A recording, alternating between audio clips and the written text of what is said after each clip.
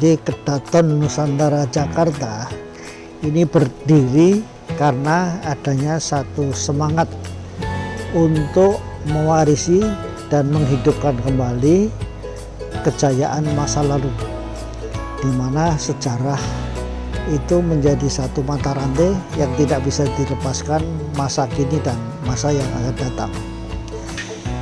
Karena apa? Karena di dalam sejarah sendiri itu terdapat satu naik dan turun kejayaan yang pernah dicapai oleh para raja, sultan, penglingsir, datuk yang pada zaman dahulunya juga penuh dengan intrik juga dan penuh dengan semangat. Dan teristimewa adalah setiap ada suksesi, di situ pasti ada satu pertempuran atau perebutan tahta, sehingga banyak sekali kerajaan-kerajaan besar itu menjadi hancur karena perebutan tahta itu sendiri. Sebagai contoh misalnya ya, kita mulai aja dengan Salakan Negara ya, di bagian ujung dari Pulau Jawa ini. Itu dulu adalah kerajaan pertama yang sempat tumbuh menjadi satu dinasti, dan dinastinya itu namanya dinasti Dewa Warman. Jadi sangat hebat, dinasti Dewa Warman. Dinasti ini pernah berkuasa dari tahun 130 Masehi, jadi awal abad kedua sampai menjelang abad keempat. Sehingga kalau dicatat ya, sejarah dari Salakan Negara ini sebetulnya cukup hebat karena sudah bisa berdiri satu kerajaan. Berarti negara itu sudah ada peradaban. Kita bisa menggambarkan bahwa tahun 130 itu mungkin di Amerika belum ada apa-apanya, Pak. Mungkin di India juga sudah ada peradaban, tetapi belum besar. Termasuk di Timur Tengah barangkali belum ada peradaban yang monumental. Tetapi di Jawa Barat sudah ada satu negara. Berarti ada tata negara, berarti ada peradaban, berarti di situ ada hukum, berarti di situ ada aturan, ada rakyat ya, ada raja yang memerintahkan.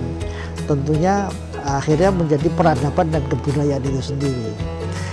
Nah, dari beberapa sumber yang saya baca, di dalam Salakan Negara ini dari Dewa Warman ya, Dewa Warman 1 sampai Dewa Warman 4 itu cukup lama ya, berarti dia berkuasa cukup lama. Kalau 130 sampai sekitar 360 sekian berarti kan hampir 4 abad, 3 lebih sedikit. Dibanding sekarang Republik Indonesia ini baru berdiri 76 tahun loh, belum lama loh. Jadi kalau sampai kita nggak mengenal sejarah, kita nggak hati-hati, tabrak aja gitu. Tapi kalau di sejarah itu ada.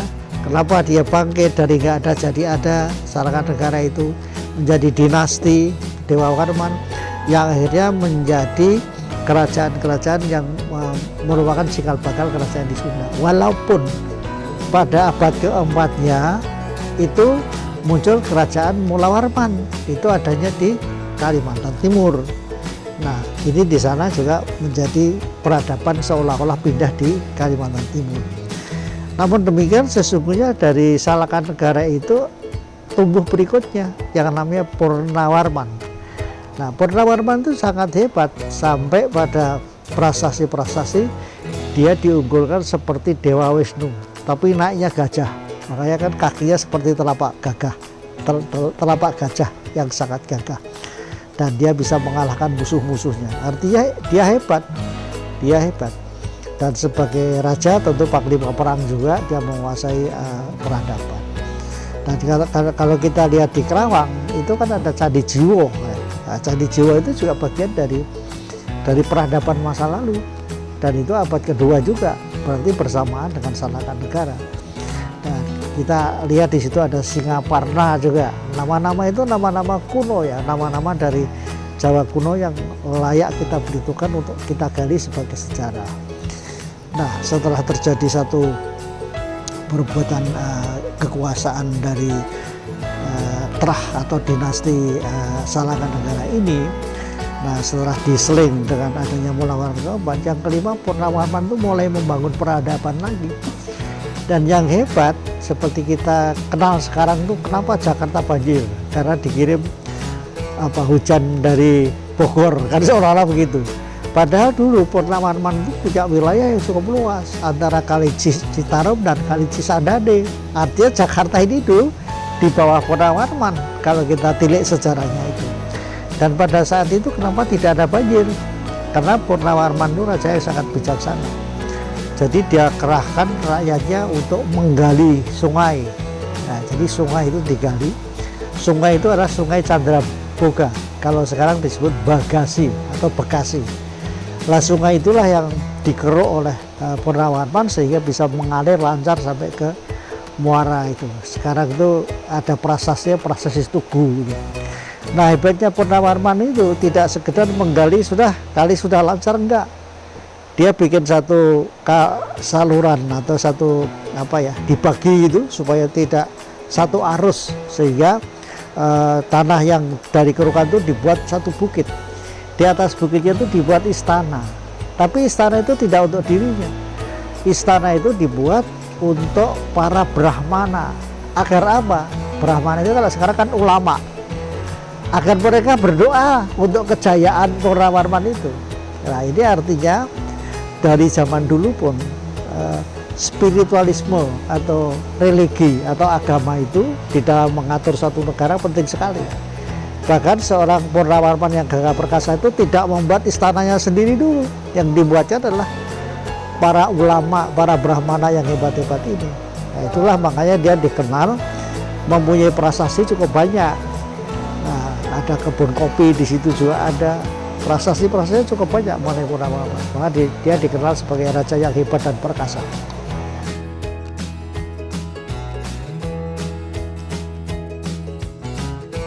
Kedaton itu dibangun untuk membuat satu museum itu intinya. Nah, itu sebabnya dibuat satu kedaton, sehingga kedaton ini bukan tempat tinggal raja sekarang ini, karena aslinya dulu kedaton itu dari kalimat datuk. Datu, siapakah datu? Datu adalah orang yang dia pemuka adat gitu Pak. Itu namanya datu. Contoh yang lain, kalau di Sunda namanya kabuyutan. Nah, kalau di zaman Kenaro dulu Tunggulamentung Akuwu, ada Akuwu Tunggulamentung.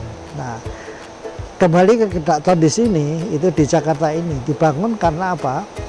Setelah tahun 45 Indonesia merdeka, raja-raja sudah sepakat bahwa timbulnya Republik Indonesia itu semua raja sepakat untuk menyatu dengan negara Indonesia supaya menjadi lebih besar. Jadi tidak sendiri-sendiri kecil-kecil, supaya menjadi besar. Nah, dengan keikhlasan para raja, sultan dan lain-lain yang menyatu ini untuk kemerdekaan bangsa dan semua berdiri di belakang Soekarno istilahnya waktu itu, maka kemudian kerajaan itu dianggap tidak ada di Republik ini. Tetapi sebetulnya yang perlu dicatat adalah bahwa raja dan sultan sudah memberikan sumbangan, sudah memberikan, kalau satu PT itu apa Pak? Memberikan bukan upeti, saham. Nah, memberikan saham sehingga terjadilah negara kesatuan Republik Indonesia yang besar ini. Nah, oleh sebab itu kemudian setelah raja-raja itu ada, kemudian ada peraturan bahwa semua tanah itu menjadi milik negara. Ya, jadi seperti Jogja itu kan ada Sultan Jogja. Tapi Sultan ini tidak seperti Sultan yang dulu menguasai mutlak, tetapi Sultan itu sekarang dijadikan gubernur karena daerah istimewa. Nah, dari semua perjalanan abad 1 sampai 21 tadi, itulah kemudian dihimpun di dalam pusat data kerajaan dan kesultanan Nusantara, disebut Pudak Sutra. Itu ada di sini, makanya ada perpustakaan tentang buku raja-raja dan lain-lain ini, maksudnya begitu. Nah, setelah ini semua kita kumpulkan di sini, maka kita bisa mengaji sejarah secara jernih dan gampang. Karena orang biasanya ruwet kalau mengaji sejarah itu, mesti dari ini sumbernya, dari Belanda, dari macam-macam, panjang, akhirnya malah bingung sendiri. Nah, di sini di Kedaton Nusantara ini kemudian dibangkitkan lagi bahwa Raja Sultan Nusantara itu punya sejarahnya. Ya, intinya ini seperti museum sejarah Raja Sultan Nusantara. Nah, Raja Sultan Nusantara itu mulai bangkit dan bergerak lagi itu setelah tahun 2010, di mana pertama-tama sebetulnya 2009 ya, zamannya Bapak Yudhoyono itu Raja Sultan Nusantara berkumpul di istana. Saya kemudian dipercaya menjadi ketua badan pekerja silaturahmi Raja Sultan Nusantara, Pangeran Nata Adiguna Masotib Jayakarta Adiningrat. Saya membawa 151 Raja Sultan dan putra mahkota dan sebagainya, saya bawa ke istana. Dan pada saat itu memang kebetulan menjelang beliau mau naik yang kedua. Pada saat itu beliau menjanjikan akan membuat museum seperti Taman Mini itu semua, tapi kerajaan seluruh Indonesia. Tapi sampai beliau kembali lengser ya, itu belum terwujud. Lah kami ini Badan Pekerja Raja Sultan Nusantara akhirnya berjuang sendiri bagaimana caranya supaya terwujud. Nah, untuk mewujudkan itu mula-mula harus kita gali sejarahnya. Setelah sejarahnya digali, kita gali budayanya. Setelah budaya digali, nanti kita gali lagi ekonomi pembangunannya. Bagaimana raja-raja dulu bisa membuat istana-istana yang hebat. Nah, kemudian terakhir tentunya akan kita gali juga adalah kearifan lokal atau lokal genius. Jadi dengan kita dikumpulkan di istana tadi dalam peristiwa silaturahmi nasional Raja dan Sultan Nusantara, disingkat Silaknas Raja Sultan Nusantara. Itu saya sebagai ketua, itu saya didampingi oleh para raja dan sultan seluruh Nusantara ini. Nah, kemudian Pak SBY menjanjikan akan membuat museum gitu loh. Nah, sampai beliau sekarang itu sudah nggak menjadi presiden lagi, belum sempat terwujud, maka cita-cita ini kami teruskan dengan mengumpulkan bahan-bahan mengenai Raja Sultan Nusantara, mulai dari sejarahnya, kemudian budayanya tadi, ekonomi pembangunannya sampai kearifan lokal. Nah, kemudian Raja Sultan itu sepakat membentuk yayasan, namanya Yayasan Raja Sultan Nusantara. Ketuanya Sultan Iskandar dari Palembang. Saya ditunjuk, disepakati oleh para Raja Sultan Nusantara sebagai sekretaris jenderal atau sekjen. Nah, sehingga tempat ini juga dibuat kantor dari Yayasan Raja Sultan Nusantara. Itu dari tahun 2011. Jadi kalau dari 2009, 2011. Nah, setelah itu dibentuk 2011, kemudian itu kan Raja Sultannya yayasannya. Lalu kami membuat lagi yayasan, namanya Yayasan Kedaton Nusantara untuk tempat ini. Jadi kalau ada kenapa kok perlu dibentuk Yayasan Kedaton Nusantara? Karena di Jakarta itu dulu ada kerajaan tapi hancur. Nah, tugas yayasan ini adalah membangun kembali nilai-nilai luhurnya. Jadi kita bukan mewarisi ini, membangun kembali dari nggak ada jadi ada. Gunanya apa? Gunanya tidak untuk menimbulkan feodalisme, bukan, tapi untuk membangun peradaban dan kebudayaan.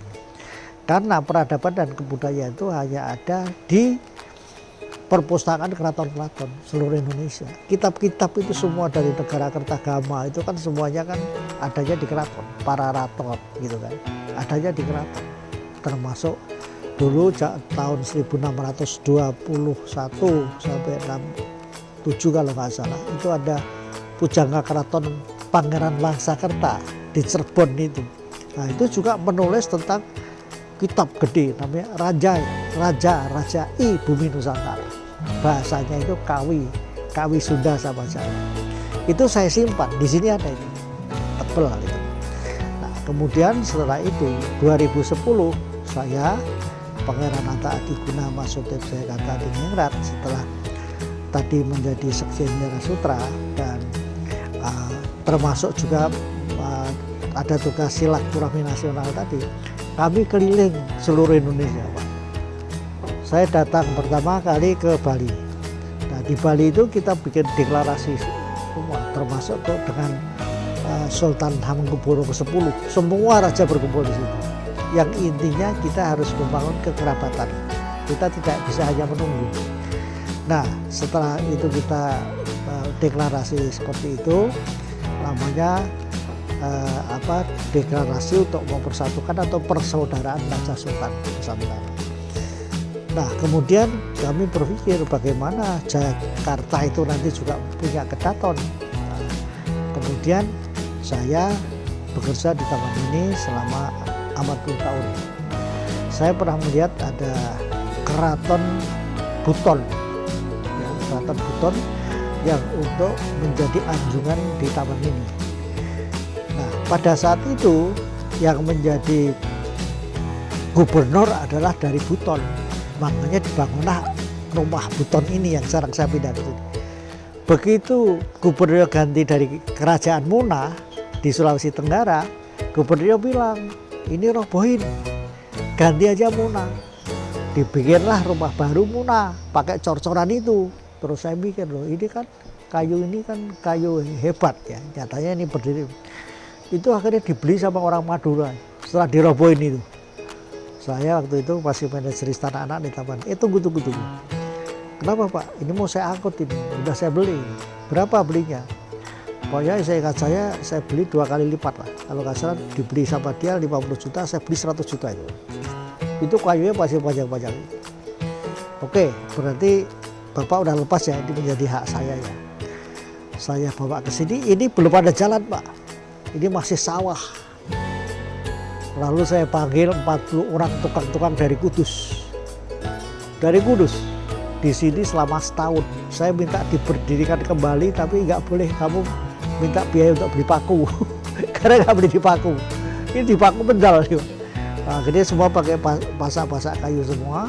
Sehingga ini bangunan ini tetap berdiri. Kalau lantai 1 bawah, lantai 2, lantai 3, lantai 4. Masih ada satu lantai 5 lantai. Bangunan ini seluruhnya adalah dari kayu Pak, dari kayu. Dan pada saat saya ada kesempatan muhibah ke Negeri Sembilan di Malaysia. Negeri Sembilan adalah bagian Malaysia. Tapi Negeri Sembilan itu aslinya dulu orang-orang Sumatera Barat. Pindah ke sana akhirnya membuat kerajaan namanya Negeri Sembilan. Lalu waktu Malaysia merdeka, kamu mau ikut saya apa enggak? Persatuan Malaysia itu rasanya, aku ikut gabung. Di Malaysia. Saya datang ke sana. Saya cuma pengen tahu kayak apa sih kerajaan di Malaysia. Pasti begitu sampai di sana, ternyata hanya 2 lantai dari yang seperti ini. Hanya 2 lantai. Jadi begitu saya naik ke atas itu ada tempat-tempat di mana raja bertahta, di mana tempat tidur raja, kamar mandi raja. Itu saya catat semua. Nah, setelah saya lihat begitu, lalu saya berpikir, kalau gitu rumah ini lebih hebat dong dari Negeri Sembilan. Itulah yang menyemangati saya dirikan lagi. Gitu. Nah, ya malah saya mendapat kenang-kenangan dari mereka. Ada satu kayu yang dari, mudah-mudahan tidak hilang di sini. Yang dari Negeri Sembilan itu saya bilang, aku minta ini ya. Untuk apa? Untuk saya jadikan museum di tempat saya. Bahwa ada rumah juga yang sama di Negeri Sembilan sana sama sini. Nah, dengan demikian ini berdiri setahun. Ini belum ada jalan, sehingga pada saat dari Taman Mini mau dibawa ke sini lewat Jalan Raya Pondok Gede. Dari Jalan Raya untuk masuk ini diangkat pakai manusia, tenaga manusia. Itu pakai ban itu. Ini panjangnya rata-rata ada yang 12 meter pol. Nah, akhirnya sampai di sini. Lalu di sini kita jadikan ini, kita tetapkan menjadi Keraton Nusantara begitu. Nah, waktu itu kena banjir juga, tapi yang saya heran alhamdulillah sampai hari ini nggak roboh. Banjirnya kan gede di Kali Sunter di belakang ini kan, nggak roboh. Nah, kemudian saya bagi di sini. Di sini ada ruang namanya kamar Bung Karno nih Pak. Kenapa kamar Bung Karno? Kan orang tanya. Karena saya ingin mengumpulkan apa-apa yang pernah dibuat Bung Karno. Ternyata warisan paling mahal dari Soekarno bukan harta benda, bukan uang-uang Soekarno, itu bukan. Itu adalah buku-bukunya. Saya punya di sini pidato-pidato beliau sejak belum Indonesia merdeka. Jadi dari situ saya kumpulkan sampai dia di penjara di Sukamiskin, sampai ada anak, ada istrinya, semua bukunya saya kumpulkan. Bahkan ada rekaman-rekamannya, pidato-pidato beliau tentang Pancasila, pidato beliau waktu masih di Amerika Serikat dan lain-lain. Itu saya kumpulkan di sini. Nah, lalu lah berdiri. Nah, kemudian yayasan itu kita kembangkan. Jadi ini juga bersama-sama dengan Yayasan Raja Sultan Nusantara menyatu untuk membangun kebudayaan bangsa. Nah, yang saya heran, saya kemudian ke Malaysia. Ternyata di Malaysia itu banyak juga keturunan Raja Jawa, gitu. Dari Demak, dulu kan Demak itu kan banyak sampai menyerang ke Malaka segala macam. Nah, akhirnya mereka saya gugah kembali. Malaysia yang Nusantara itu kita jadikan satu di sini. Nah, kemudian makanya di sini ada cabang Kedaton Nusantara Johor Malaysia, Kedaton Nusantara Singapura, ada Pak cabangnya ini. Kedaton Nusantara Kelantan, Kedaton Nusantara Patani, Kedaton Nusantara Brunei, Kedaton Nusantara Sarawak, ada semua. Lah mereka menyatu di TV Kedaton ini. Jadi kalau TV Kedaton ini kita satukan, TV budaya ini, kita udah kuat. Karena sudah punya cabang-cabang di luar, sehingga kita kalau mau produksi bersama tinggal ayo kita share bareng, sehingga lebih murah, gitu loh. Ingat ya bahwa kedaton-kedaton ini prinsipnya bukan warisan, tapi kita membangun untuk apa? Untuk melestarikan budaya bangsa tadi. Jadi sekali lagi tidak untuk feodalismenya, tapi untuk melestarikan budaya bangsa yang adiluhung dulu. Nah, adiluhung itu apa artinya? Adi itu indah hebat, luhung itu luar biasa. Jadi sangat indah dan luar biasa. Nah, disinilah makanya di sini ada wayang, ada keris ya, ada macam-macam lah benda-benda yang punya isi sejarah. Nah, kalau ini bisa kita wujudkan, nantinya dengan adanya TV budaya ini, itu kita membuat pusat data Kerajaan Kesultanan Nusantara Pudak Sutra itu menjadi dengan cara yang milenial, dengan cara memanfaatkan cara-cara sekarang adanya internet, ada apa. Nah, kemudian bukan tidak mungkin ya, jadi negara-negara yang besar di luar negeri termasuk kebudayaan yang menjadi besar, film-filmnya semacam di Eropa, Inggris ya kan terkenal, Jepang juga hebat, Amerika tentu aja Hollywood gitu. Nah, maksud saya kenapa Raja Sultan tidak dibuat film kayak gitu, walaupun hanya film pendek gitu loh. Nah, ini banyak sekali gunanya. Kalau ini sudah bisa, maka saya punya keyakinan sinias kita ini akan kebanyakan order. Karena kerjaan di buku saya itu 500 halaman ya. Nah, 500 halaman itu sudah ada catatan saya. Jadi kerajaan itu ada yang hilang, ada yang tumbuh, ada yang hancur dibiarkan. Itu saya catat 571 Pak, kerajaan dan kesultanan yang ada di Indonesia. Mulai dari Abubu Nusa Laut itu kan saya sudah tersistem ensiklopedi, sampai ke Y itu apa? Yogyakarta, Yawowo, ada kerajaan namanya Yawowo. Lah kalau ini saja kita filmkan kan bukan main besarnya, gitu loh. Sehingga saya punya keyakinan kita tidak akan kehabisan materi, bahan apapun, dan kita bisa mendorong membuat film. Saya pernah ke Hollywood, saya tanya kenapa film-film di Hollywood itu hebat. Ternyata karena dia memfilmkan film-film klasik, film raja-raja itu, semisal Ben-Hur, Cleopatra, kemudian Pangeran Denmark, Romeo and Juliet, itu semua kan cerita-cerita klasik yang justru dibuat oleh mereka itu, orang-orang Eropa itu, Shakespeare itu pembuatnya 521 Pak. Itu zaman apa? Zaman Majapahit gitu loh. Nah, sebetulnya kan kita udah punya kitab-kitab itu, hitung-hitung ya, mulai dari para negara Kertagama udah banyak sekali lah. Cerita tentang itu, sampai dari cerita itu wujud menjadi Candi Borobudur, menjadi Candi Cangkuang, menjadi sekian macam peradaban yang ada di Nusantara. Nah, kemudian dengan adanya ini, dengan adanya dokumentasi yang lengkap ini untuk mendorong bahwa kita ke depan harus bisa membangun masa depan dengan keindahan masa lalu. Jadi apa yang hebat di masa lalu itu harus kita bangun untuk masa depan. Jangan yang masa lalu itu kuno, kan gitu kan, jadul gitu. Yang masa depan lari sendiri namanya smart katanya kan. Nah itu jangan. Kenapa alasannya? Karena orang hidup itu tidak cukup dengan modernitas saja. Tapi dia perlu sesuatu yang bersifat spirit. Misalnya mendengarkan nyanyian, melihat tarian, ya kan, upacara-upacara adat. Itu kan bukan sesuatu yang musyrik, tapi kan itu satu kebudayaan yang harus kita lindungi, kita hidupkan lagi. Nah itulah kedaton ini fungsinya itu, gitu loh. Jadi panjang. Nah kemudian kedaton ini setelah kita bangun jadi begini, itu tidak untuk tinggal enak-enak saya seolah-olah sebagai datuknya lalu saya tinggalin, enggak. Ini memang saya pakai untuk kebangkitan kebudayaan. Jadi siapapun boleh ke sini. Buku-buku sekarang lagi dibenahin itu. Saya punya buku mulai dari Babat Tanah Jawa, kemudian di Sunda itu Raja-Raja Ibu Nusantara, kemudian Seksa Kanda apa itu, yang Paharahyangan itu, Raja-Raja Paharahyangan. Itu semua saya kumpulin dengan susah payah.